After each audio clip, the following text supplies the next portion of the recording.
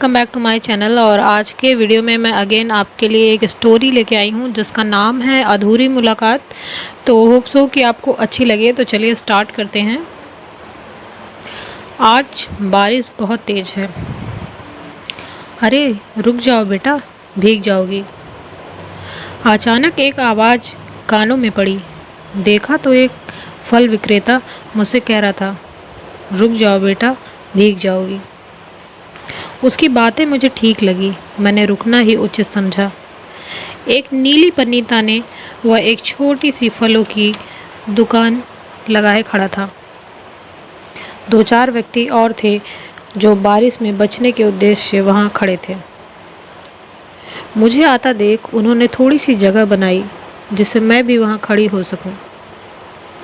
मैं उस दुकान में आ गई और बारिश से रुकने का इंतज़ार करने लगी। पानी समय की बूंदों की तरह बढ़ता ही जा रहा था। न तो पानी रुक रहा था और न ही समय। दोनों ही ईश्वर के इशारे पर नाच रहे थे। बार बार नजरें घड़ी पर जा रही थी। पूरी सड़क चमक रही थी। बारिश इतनी तेज थी कि ऐसा लग रहा था जैसे सड़कें कल ही बनाई गई थी। हर तरफ एक सन्नाटा था। दूर दूर तक कोई व्यक्ति नजर नहीं आ रहा था। अचानक एक बूंद सिर पर पड़ी और धीरे धीरे वह स्थान जो हमने पानी से बचने के लिए उपयुक्त माना था वह अब पानी पानी हो गया था। बारिश तो रुकने का नाम ही नहीं ले रही थी, मगर मुझे जाना था। मैं अब और नहीं रुक सकती थी क्योंकि कोई था जो इस बारिश में भी मेरा इंतज़ार कर रहा था। मुझे जाना होगा, मैंने सोचा और मैं चल पड़ी। सड़क पर आ गई। दूर तक चलती रही। सोचा कोई रिक्शे वाला मिल जाए, मगर वह भी इस बारिश से डर गया था। मैं बिना परवाह किए चलती जा रही थी।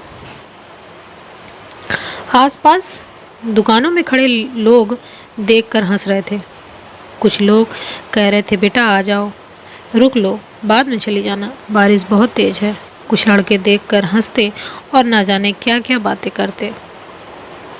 मैं इन सबको अनसुना करके चली जा रही थी। रास्ता बहुत लंबा था। थोड़ी दूर चलने के बाद एक रिक्शा सामने से आता दिखा। मुझे देखकर रुक गया। पूछा, कहाँ जाएंगी? मैं स्तब्ध होकर उसे देखती रही। बारिश की बूंदें इतनी तेज थी कि लगता था जैसे कोई मार रहा हो। फिर मैंने उसे जगह बताई और रिक्शे पर बैठ गई। आज मैं कॉलेज जा रही थी, यह जानते हुए कि इतनी तेज़ बारिश में बंद होगा। मैं जा रही थी क्योंकि मुझे पता था कि कोई मेरा इंतज़ार कर रहा था, जिससे मैं आखिरी बार मिलना चाहती थी। अनूप नाम था उसका, जिसके लिए मैंने इतनी बारिश में इस रिक्शे वाले को तंग किया। हम एक दूसरे से अलग हो रहे थे। वो रिश्ते जो कभी बने ही नहीं थे, हम उन्हें तोड़ने जा रहे थे। मैं उसकी वजह जानना चाहती थी, मगर नहीं बताया उसने। एक आखिरी बार मिलना चाहती थी,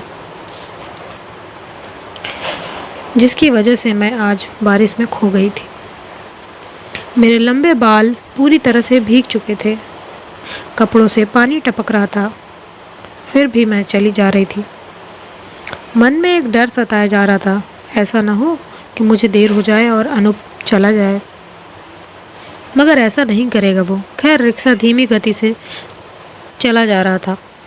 हवा का तेज झोंका रिक्शे के ओर आ रहा था, जिसे रिक्शा धीमे धीमे ही चल सकता था। मैं निराश होती जा रही थी। रास्ता कम हो रहा था, मगर मेरी उलझनें बढ़ती जा रही थी। क्या कहूँगी मैं, क्या पूछूँगी? मैं क्यों जा रही हूँ जब रिश्ते बनने से पहले ही टूट गए? क्या इस गम का शोक मनाने जा रही हूँ? वो तो मैं अकेले भी कर सकती थी। अनूप से मिलने की क्या ज़रूरत थी? मैं अपने में ही खोई रहती अगर रिक्शा वाला ये ना कहता, दीदी लो आ गया तुम्हारा कॉलेज। मैं उतरी। चारों तरफ सन्नाटा था। बारिश अब कम होने लगी थी। दुकानों में बहुत लोग दिखने लगे थे। मैं उतरी। रिक्शे वाले को पैसा देने के बाद कुछ देर वहीं खड़ी रही। समझ में नहीं आ रहा था कि मुझे क्या करना चाहिए। फिर मैंने बैग खोला और अपना मोबाइल निकाला, कुछ नंबर दबाए और रिंग सुनने लगी। एक आवाज़ सुनने का इंतज़ार करने लगी, अनूप की आवाज़। अगली आवाज़ सुनाई दी, वो थी, आप जिस नंबर पर संपर्क करना चाहते हैं वो कोई प्रतिक्रिया नहीं दे रहे हैं। मन निराश हो गया। फिर सोचा हो सकता है अनूप पास में ही हो। करीब 5 मिनट के बाद मेरा मोबाइल बजने लगा। मैंने देखा अनूप का ही कॉल था। तुरंत फ़ोन की हरी बटन पर मेरी उंगलियां चली गईं। फिर आवाज़ आई, राधिका, मैं जानता था कि बारिश तेज़ होगी और तुम भी नहीं आ सकोगी। मैं ट्रेन में हूँ, जा रहा हूँ, अपना ख्याल रखना। काश हम एक आखिरी बार मिल पाते। मैं कुछ कहती इससे पहले अनूप ने फ़ोन काट दिया। मन में आया कि फ़ोन करूं और हमेशा की तरह लड़ाई करूं, मगर फिर सोचा क्या मतलब है इन बातों का। मैंने देखा वो रिक्शे वाला अभी भी खड़ा था। शायद वो जानता था कि मुझे फिर वहीं जाना है जहां से मैं आई थी।